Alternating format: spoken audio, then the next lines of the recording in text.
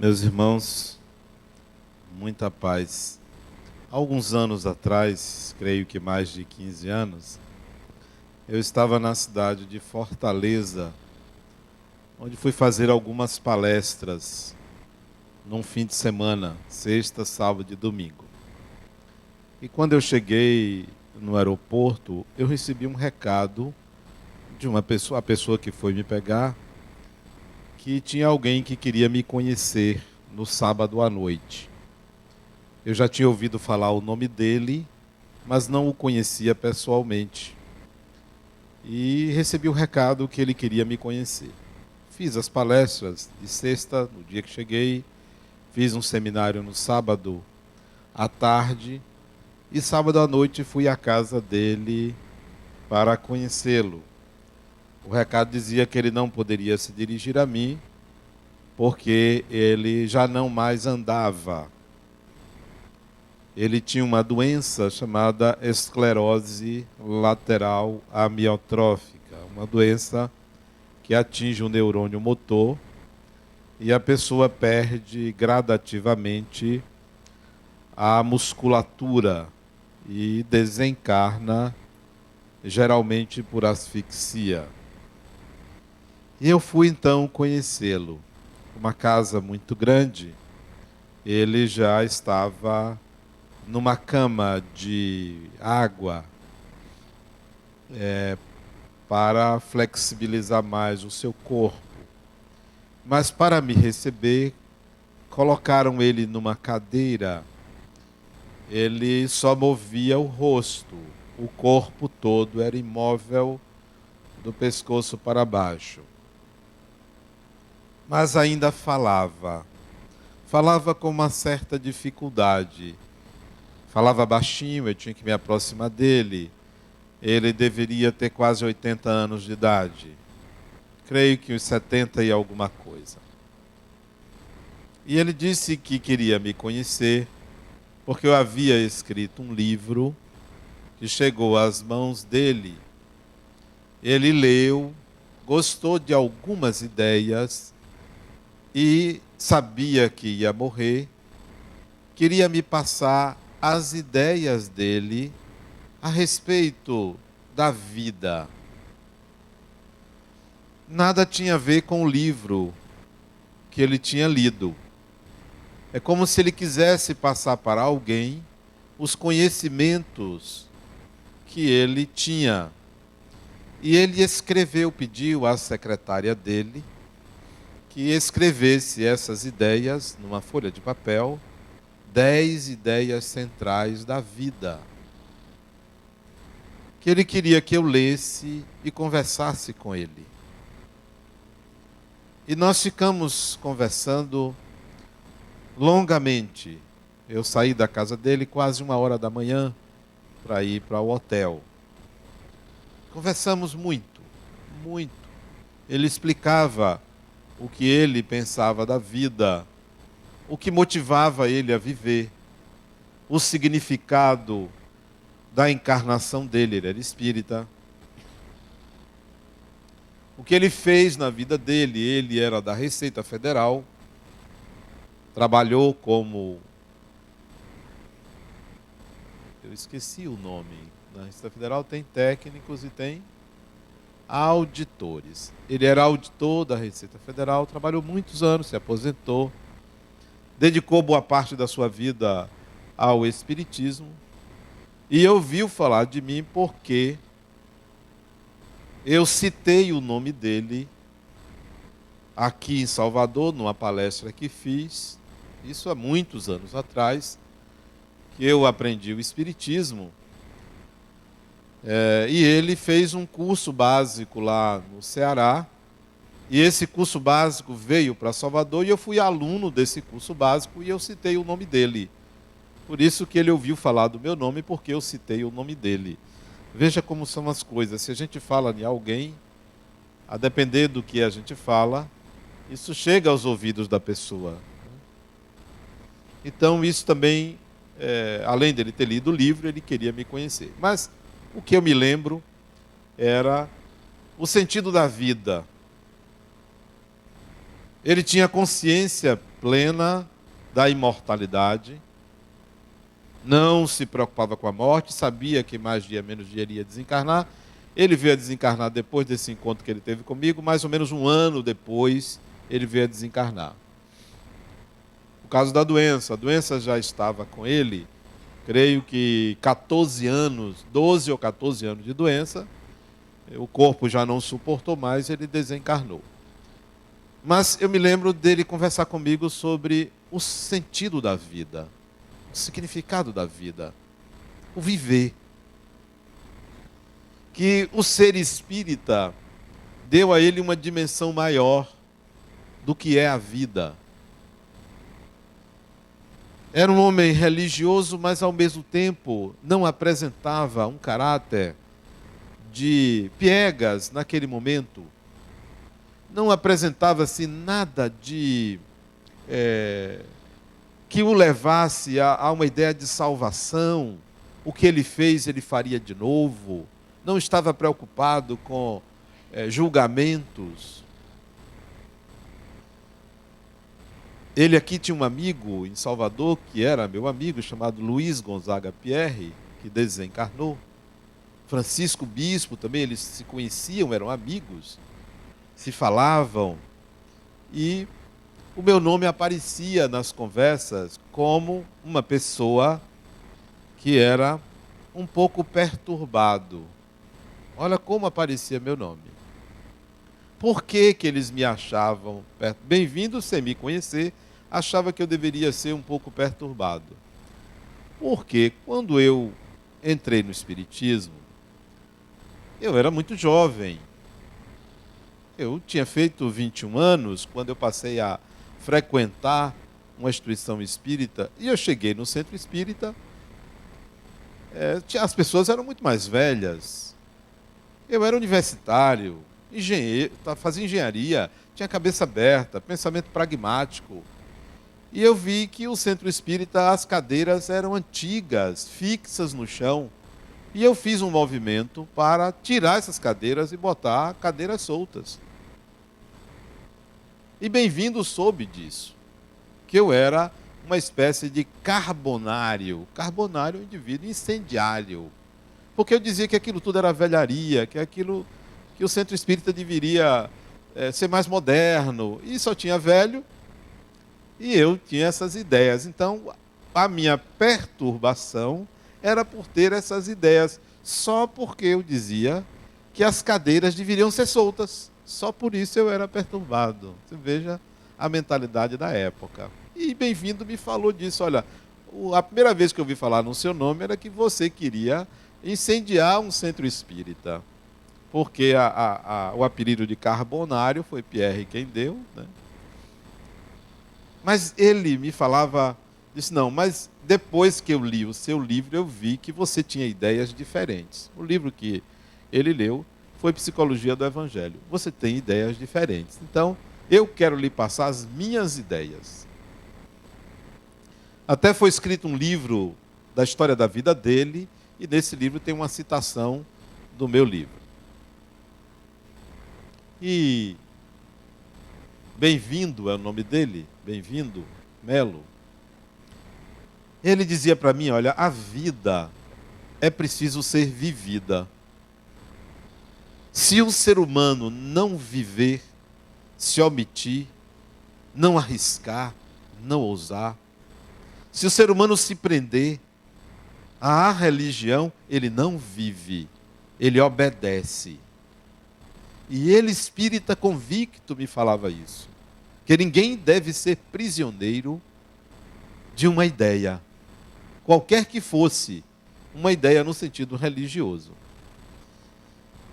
E eu me lembro que muita gente quer saber o sentido da vida. E Bem-vindo me disse esse sentido. O sentido da vida é viver. Não tem, absolutamente não tem para a sua vida nada que seja maior do que eu preciso viver. Eu não posso me ficar prisioneiro em casa, reprimido por alguma coisa. É melhor viver. É melhor usar. É melhor se arrepender de ter feito do que se arrepender de não ter feito para não errar. É melhor ter errado do que não ter feito. E ele colocava essas coisas, eu ia absorvendo. Foi uma longa conversa. A conversa de um sábio para um ignorante. O ignorante era eu, o sábio era ele. E eu ficava me perguntando por que o interesse dele em passar isso para mim. Ele não passava para outras pessoas, era para mim. E eu o conheci naquele dia. Interessante isso. Parecia que ele queria perpetuar as ideias. Depois, alguns anos depois, eu li um livro com o título O Mito do Significado. O Mito do Significado. Que é o mito do significado da vida. Todos temos mitos. E todos temos um mito para a nossa vida. Mito esse que veio geralmente dos pais. Os homens, o mito é o sucesso. As mulheres, o mito é a família. Em geral. Os homens, em geral, o mito contém o poder, o domínio, o ter sucesso na sociedade, o vencer, o estar em primeiro. O mito feminino, em geral, contém a prole, a família, ter filhos, ser mãe, ter uma casa, ter um bom marido. Que mito, né? Quase nunca consegue, né? Marido consegue, agora bom marido está longe, isso é muito longe, né? São mitos. Eu me lembro que minha mãe dizia para os 10 filhos que todos teriam que ser os melhores. É o mito. O mito de que você tem que brilhar, o mito que você tem que ter sucesso, o mito que você tem que prosperar e estar acima dos outros. Você tem que ser o primeiro, tirar 10. De 0 a 10 você tem que tirar 10. Você tem que estar na frente, você tem que ganhar. E nas competições, as mães, os pais incentivam porque querem ver seus filhos na frente. Esse é o mito coletivo. Desde cedo, nós aprendemos que temos que vencer. Vencer. Ninguém aprende desde cedo a reconhecer as próprias fragilidades. Isso não faz parte do mito, porque nós viemos de uma civilização que tem raízes romanas, que o deus mais cultuado era Apolo, que era o deus da mediunidade, era o deus da sabedoria, era o deus da beleza, era Apolo. A civilização romana é apolínea, a civilização ocidental é apolínea. Nós não temos como mito Hefesto. Sabe por quê? Porque Hefesto era um deus coxo. Hefesto puxava de uma perna. E nossa civilização exclui o deficiente. A acessibilidade é rara em nossa cidade, porque a civilização não é uma civilização à la Hefesto, é uma civilização apolínea. Você tem que ter sucesso. Nós não aprendemos a respeitar diferenças. Temos que enfrentar agora essa realidade, respeito às diferenças.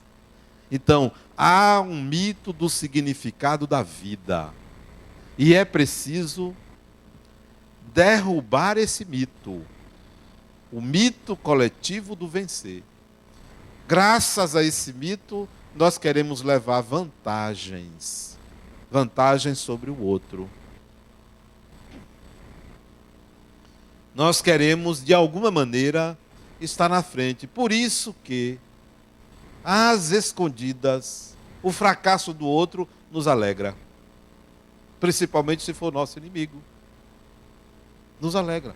Isso às escondidas, porque explicitamente você não fala, mas você se sente bem quando aparece alguém que tem um problema maior do que o seu. Se o seu vizinho fracassa e você tinha inveja dele, você se sente bem e tem vergonha de admitir isso, mas isso vem do mito do significado. Isso é um atavismo, é um condicionamento, é uma crença coletiva e que você se sente envergonhado por sentir isso. Mas creia, isso vem da consciência coletiva, que pensa que a vida tem um sentido. Aprendam hoje que o sentido da vida é viver. Porém, a sua vida, a sua existência tem que ter um sentido específico, que não é o sentido da vida, a sua. O mito do significado é querer atribuir a um significado coletivo da vida. Então a gente aprende, temos que evoluir. Esse é o mito coletivo. Temos que encarnar, fazer o bem, desencarnar para ganhar um lugar ao céu. Esse é o mito do futuro. É o mito do futuro. Eu assisti a um filme hoje de tarde pela enésima vez. Toda vez que está passando, eu assisto. Pode estar no começo ou no fim, eu assisto. Tem um diálogo dela para ele, que ele diz assim, que ela diz, vamos ficar juntos. Ele diz, olha, eu preciso fazer uma pós. É um ano só. Eu vou e volto, a gente fica juntos. Ela diz, não há futuro sem o presente. Viva o presente, fique comigo. Não vá. Ele disse, mas eu preciso ir, eu vou para Londres, vou fazer uma pós-graduação, eu volto aqui para os Estados Unidos e a gente vive juntos. Ela disse, não vá, porque, e repete, porque não há futuro sem presente. E ele vai. Ele vai. E retorna 13 anos depois. Assistiram esse filme? Como é o nome do filme? Assistiram. O filme se chama Um Homem de Família, com Nicolas Cage e uma outra atriz, que eu esqueci o nome dela. Bonita ela.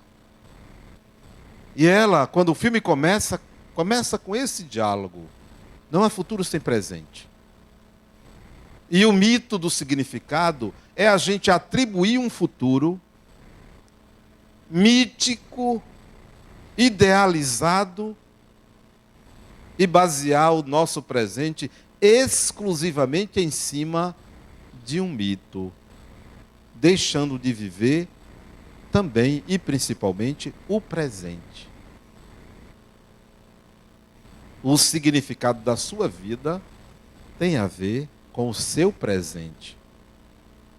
O futuro é construído dia a dia, passo a passo. É claro que tem que haver uma ordem diretora, mas ela não pode ser rígida. Almejar uma vida após a morte e viver o presente segundo esse futuro idealizado, você se escraviza ao futuro. Da mesma forma que seguir um mito criado pela civilização, pela família, pela tradição, pelos seus pais, e pautar sua vida em cima desse passado, é prisioneiro do mesmo jeito. Há que você construir o seu mito pessoal.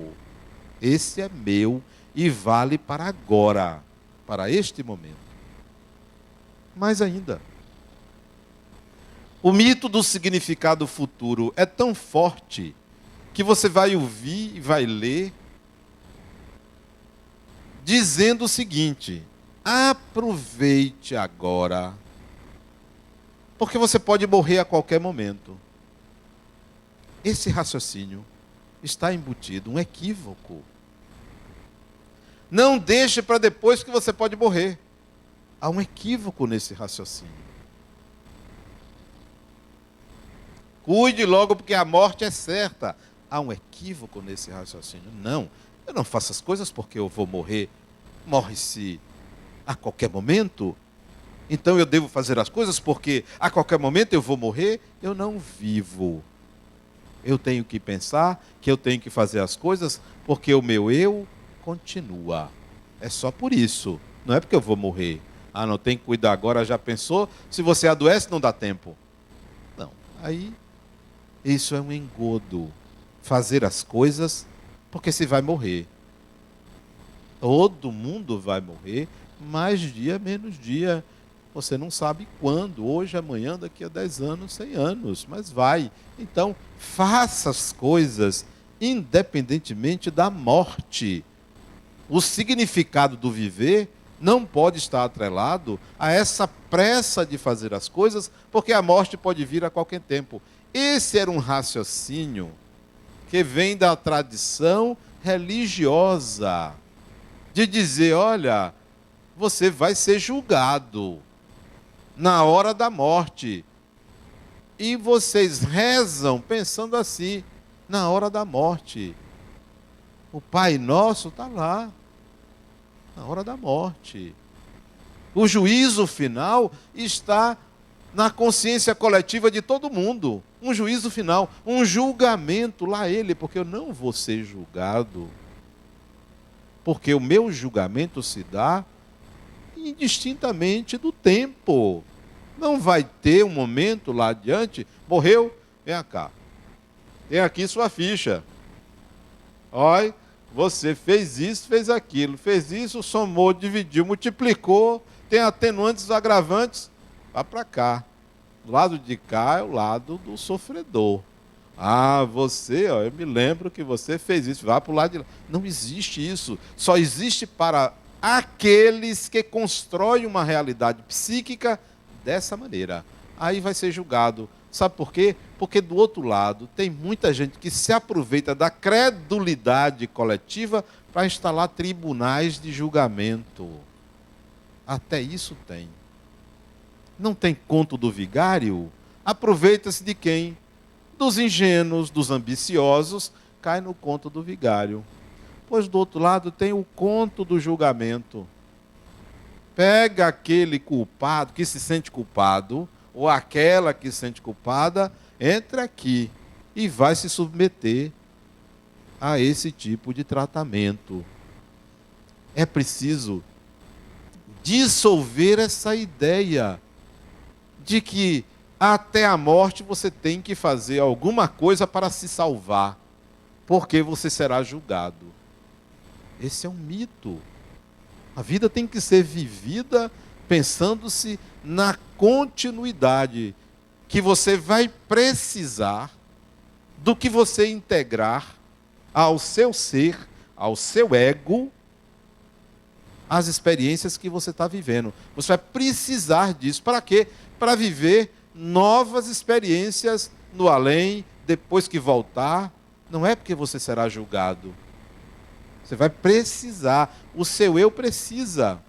Você vai reencarnar de posse daquilo que você está integrando ao seu ser a cada experiência. Não é porque você vai morrer que você tem que fazer caridade, não. Você tem que fazer caridade porque você tem que aprender a solidariedade, a bondade. É só por isso. Não é porque isso vai ser pesado na balança depois da morte. Não funciona assim. É o mito do julgamento final, do juízo final. Aí você desencarna, porque você vai desencarnar antes de mim, você desencarna. Chega do outro lado, encontra um julgamento e diz, Adenauer estava errado, tem mesmo. Tem porque você acredita. Se você acreditar, você se submete. Não, eu não vou me submeter. A pessoa vai, eu vou passando e vem alguém, senhor, toma aqui uma revista de presente. Ora, aquilo é uma forma de você fazer uma assinatura. Não, não é presente. Mas você é envolvido. Se aqui é assim, imagine do outro lado. que espertalhões tem dos dois lados. E ingênuos tem também dos dois lados. Então, vamos dissolver esse mito do julgamento. Deve-se viver sem essa ideia. É possível, mas tem pessoas que não se sentem seguras, se não pensar assim: eu vou fazer o bem, porque Deus me protege. Não se sentem seguras sem esse pensamento, sem a necessidade de uma proteção. Proteção para quê? Para a própria crença no contrário de Deus. Porque se você pede proteção a Deus, é para algo contrário a Ele.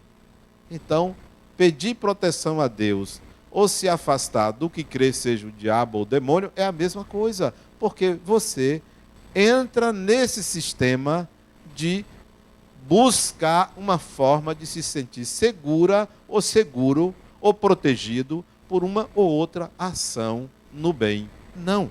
Faça o bem sem essa necessidade de proteção. Faça o bem para se tornar uma pessoa que tenha a habilidade de ser uma pessoa bondosa. Tenha a habilidade de ser uma pessoa solidária. Bom, se o significado da vida, ou melhor dizendo, se o sentido da vida não há, que é apenas viver, qualquer outra coisa pode escravizar a mente humana. Qual é o sentido da sua vida? Aí sim, essa é uma descoberta pessoal. Não é a da pessoa ao seu lado, não é de seu pai, não é de sua mãe, não é da religião, é o sentido da sua vida. Como equacionar isso? Como descobrir? Tem basicamente 4 motivações humanas. 4 motivações.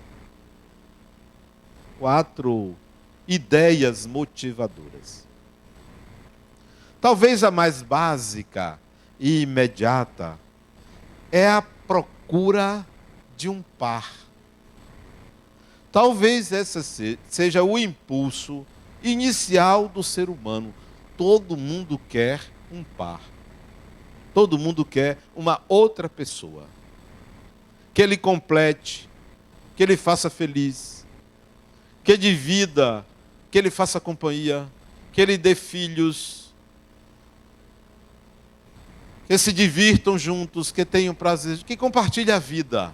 Nós buscamos naturalmente essa cara metade, essa chamada alma gêmea, esse ser, sem perceber que essa busca é a busca pelo si mesmo, porque isso é projetado em outra pessoa.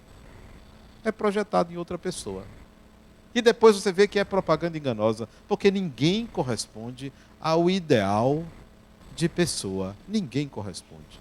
Ninguém corresponde ao seu ideal de pessoa. O seu ideal de pessoa é por demais maravilhoso. É perfeito, é mais do que Apolo. E não há Apolo. Há mais Hefestos do que Apolos. Então você vai descobrindo, e deve descobrir, que aquela pessoa difere do seu ideal de pessoa. Mas já que está, né, deixa ficar, porque ninguém quer perder o seu já conquistado. E aí você descobre que gosta daquela pessoa, que ama aquela pessoa e fica com aquela pessoa. Mas desencarna, separa, desencarnam em épocas diferentes, reencarnam e se separam, tem que separar, porque você tem que descobrir a si mesmo nas relações que você estabelece com o outro. Ninguém nasceu para estar encangado com ninguém a evolução inteira, então separa. Mas o impulso ou o sentido que muita gente dá à própria vida vem dessa necessidade de acasalamento, que Freud traduziu isso como impulso sexual. Freud dizia que o sentido da vida vinha da vontade de eros, da vontade do prazer. Não, isso daí é o desejo do acasalamento, é o impulso inicial. Mas o sentido da vida não é este. Isso nos impulsiona. Mas o sentido da vida não é encontrar uma pessoa. Se assim, os gêmeos tinham resolvido. É o ideal de você, porque se parece muito com você. Gêmeos univitelinos estavam resolvidos. Não é só isto. Fosse assim, duas pessoas que se amam intensamente, que têm prazer, cujo sexo está à tona a todo momento, seriam felizes para sempre. Tem um limite. Falta mais alguma coisa. Então, o sentido da vida não é o acasalamento. Pode ser para você especificamente o sentido para este momento, para esta encarnação, o acasalamento. Mas isso deve merecer reflexões para não se tornar absoluto. Hoje você vai encontrar pessoas que preferem viver só, não se acasalar. Aqui e ali, bordejam aqui, bordejam ali, mas não querem viver a dois. Isso hoje é absolutamente compreensível por uma reflexão, por uma vontade de viver a sua individualidade, por não querer. E é direito. Mesmo assim, são discriminadas na sociedade. Outro dia, uma paciente minha disse: Adenauer, tem um homem que está me paquerando. Que bom, fulano, você está precisando, viu? Você já está passada, né? Aí ela disse: tem um problema. Ele disse: é casado? Ela disse: não, ele é solteiro. Eu disse: que bom, mas ele é solteiro, ele tem 42 anos e é solteiro. Deve ter algum problema, né? E ela me perguntou: será que é gay? Eu disse: isso não é um problema. É um problema para você. Mas ele não é um problema ser solteiro ou ser gay. É a discriminação. Porque você exige que aquele mito do acasalamento, aquele mito coletivo de que você tem que ter um par, tem que prevalecer. Se você não conseguiu, você tem algum problema. Embora isso possa ser verdadeiro para as mulheres, nem sempre é para os homens. Possa ser, sabe por quê? Porque ela torna isso um problema por causa da necessidade de ser mãe. Isso domina. Mas nós estamos assistindo, pelo menos na Europa, mulheres que não querem ser mãe.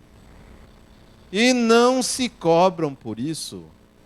E vêm e reencarnam sem essa vontade. Porque isso pode ser satisfeito a qualquer encarnação. Tem um segundo motivo porque as pessoas vivem, que não é só o desejo de acasalamento ou o desejo de prazer, como pensava inicialmente Freud. Depois ele mudou, ou ampliou esse conceito para o conceito de Thanatos, de morte. Todas as pessoas querem ter sucesso, querem ter poder. Não é só o homem. O poder feminino difere do poder masculino. O poder feminino é sutil, é subliminar. Parece que não manda, mas manda. Ele pensa que manda, mas ele acaba fazendo sempre o que ela quer. É um poder feminino. O desejo de ter esse poder, ele se inicia com a prole. O poder que a mãe tem sobre o seu filho é inigualável. Esse desejo de poder se estende à sociedade, à profissão, às relações interpessoais, ao ter um patrimônio, ao ter dinheiro, ao ter um nome, ao brilhar numa arte. Então, o ser humano é impulsionado pelo mito do sucesso, pelo mito do poder. Já dizia Alfred Adler, um psicólogo, psiquiatra. Talvez fosse o defeito dele ser médico, mas isso é detalhe.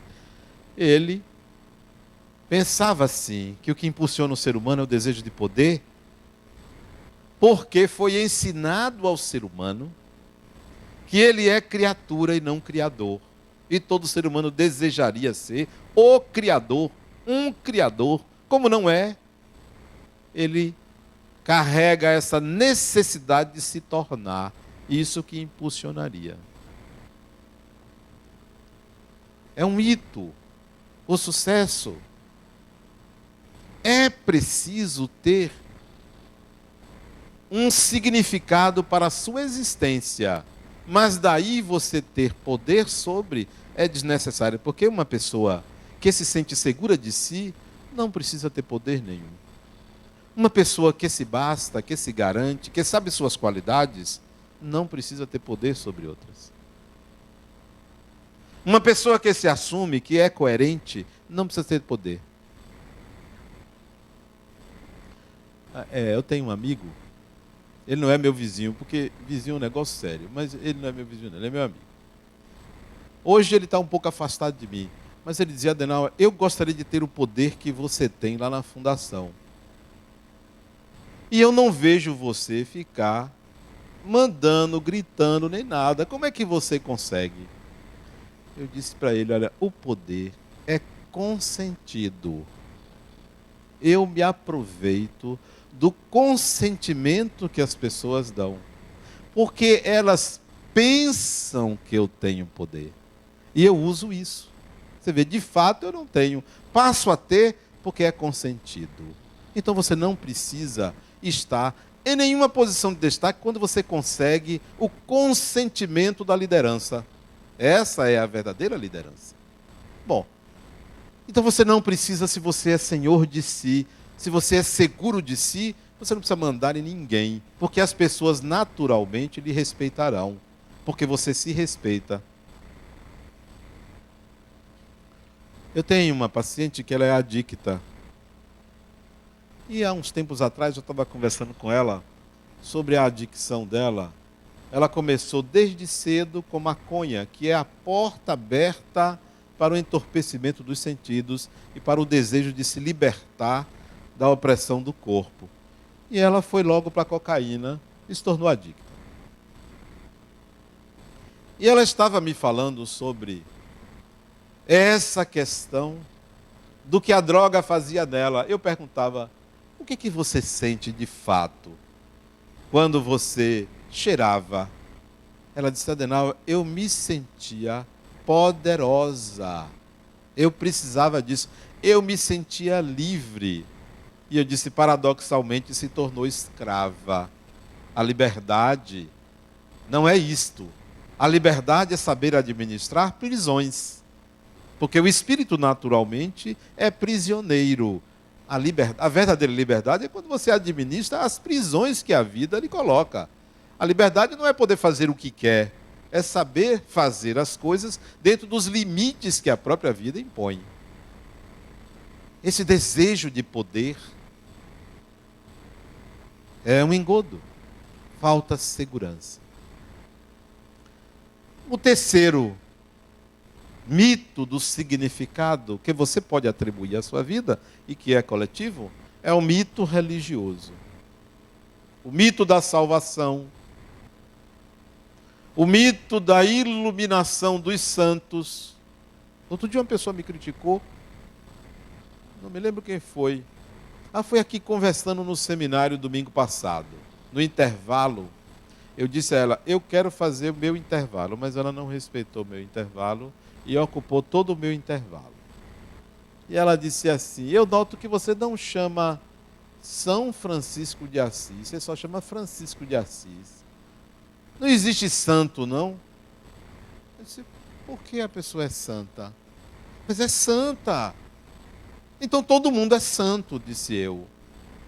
Eu não preciso santificar ninguém. E esses santos que você chama aí do passado, era gente do mesmo jeito, gente como você, como eu. Todos somos santos, ou ninguém precisa ser chamado de santo. Ninguém precisa ser santificado. É o mito da iluminação ou da santificação.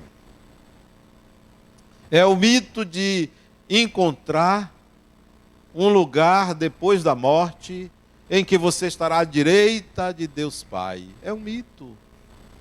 Não. Fulano foi para Jesus. É um mito religioso.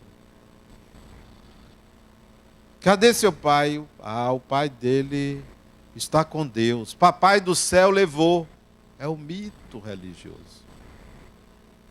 Não há um pragmatismo para entender a vida fora de um sistema que nos escravize e que leve a nossa vida dentro de estreitos limites onde a culpa vai aparecer. O mito religioso, ele carrega 99% da humanidade. Cada um tem a sua teoria, cada um de nós pensa de uma forma, cada um de nós teme de um jeito. E temente a Deus é uma expressão que era muito utilizada e ainda é utilizada. Os evangelhos gostam de usar, fulano é temente a Deus. Então, é o temor, é o mito do significado religioso de que sua vida tem que ser pautada em cima de princípios, porque senão, como sair disso? É o quarto motivo. Se o primeiro é o acasalamento, o segundo é o desejo de poder, e o terceiro mito é o mito religioso, o quarto qual é? Qual é o quarto mito? Qual é o seu mito, então, real, adotado por você, consciente? É preciso dissolver, desconstruir esses mitos para construir um próprio. E custa isso. Custa muito. É solitário. É solitário. É difícil. Porque você vai se insurgir contra o status quo. Contra o que domina. Contra a consciência coletiva. Eu assisti uma reportagem outro dia da Universidade Zumbi dos Palmares, em São Paulo. Uma universidade só para negros. Num contraponto às cotas, num contraponto à discriminação e à opressão que passaram os negros ao longo da história, pelo menos no Brasil. E o reitor deu um depoimento fantástico, né? Ele falando da negritude, da condição de ser negro, que isto produz um diferencial. Um diferencial. Nós não precisamos nos sentir brancos nem negros para encontrar esse diferencial. Novo mito a ser construído por você. Fora desses três, é o mito da diferença. O que eu sou, que ninguém é. Isso eu preciso viver. O que eu sou e que ninguém é. O que só eu sou. O que eu não observo em ninguém. Eu preciso viver isto. Eu preciso perseguir a minha diferença. Eu preciso descobrir a minha singularidade e viver essa singularidade sem sair da vida social, sem me excluir, sem ir para o Himalaia, sem me enfurnar num templo, sem me isolar do convívio social. Eu preciso descobrir a minha diferença, porque Deus não fez clones. Nada no universo é igual. Nada.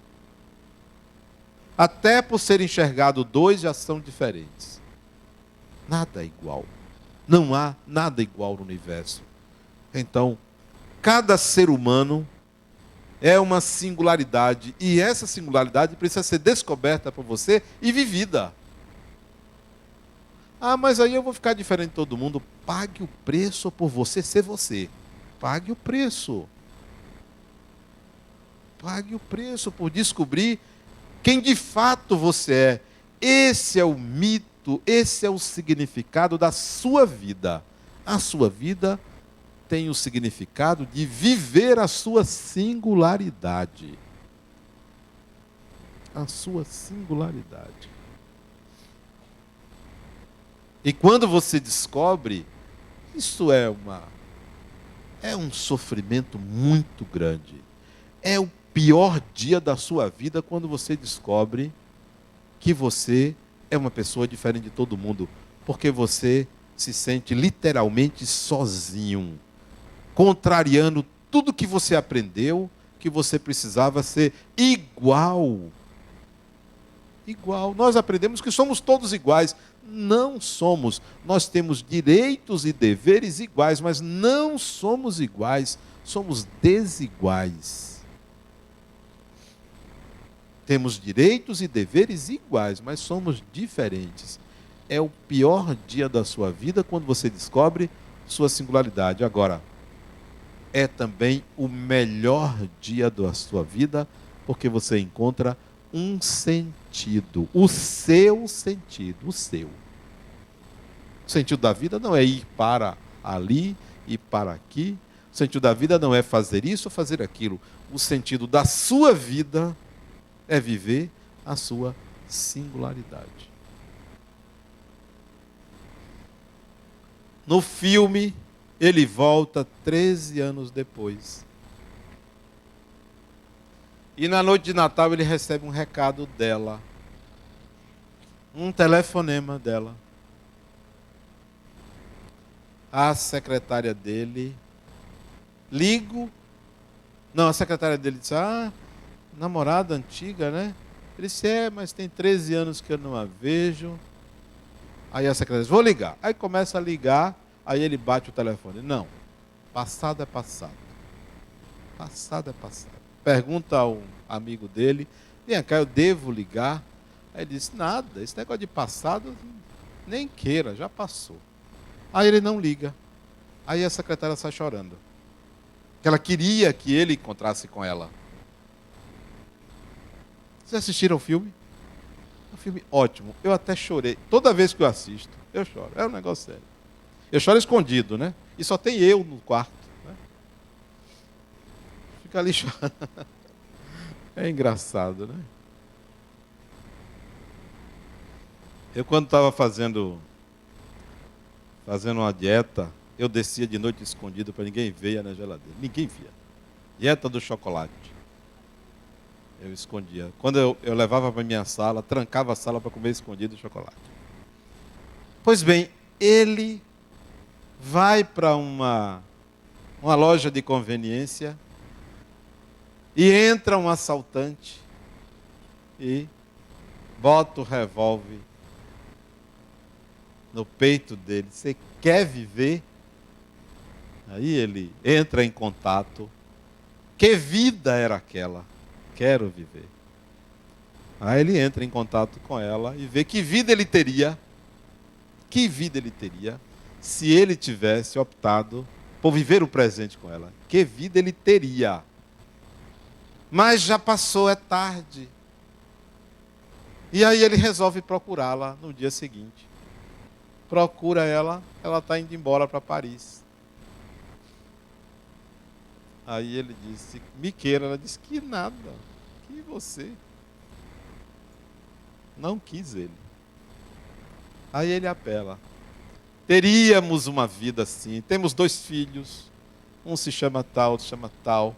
Aí apela para o mito dela. Quando ele apela para o mito dela, ela quer. Nós entregamos aos outros o mito do outro, mas não podemos renunciar ao próprio mito. Porque você acaba vivendo o mito do outro. Vou me casar porque você quer. É o mito do outro. Vou me casar porque eu quero. E coincidentemente você quer. Ai de você se você não quiser. Não renuncie ao seu mito, mesmo entrando no mito do outro. Mesmo entrando no mito coletivo, não renuncie ao seu mito. E dentro dele coloque eu tenho que viver o meu mito, o meu significado, porque o meu eu continua. Para sempre continua. Eu sou um espírito imortal, então eu tenho que viver o meu mito. Quanto antes melhor, não porque vou morrer. Quanto antes melhor, porque serei mais feliz. Muita paz.